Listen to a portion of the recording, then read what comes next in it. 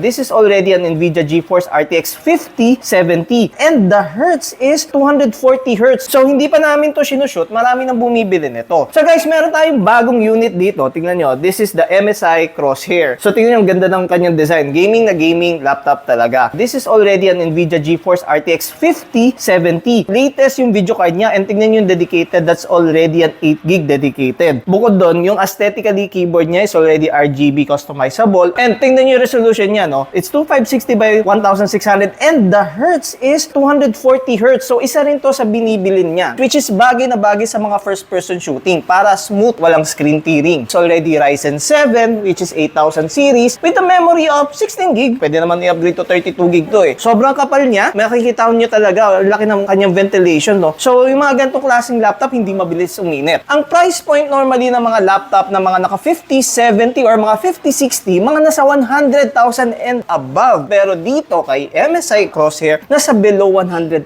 lang tayo. Hindi pa namin to sinushoot, marami nang bumibili nito. But if you're interested, available to sa stores natin nationwide.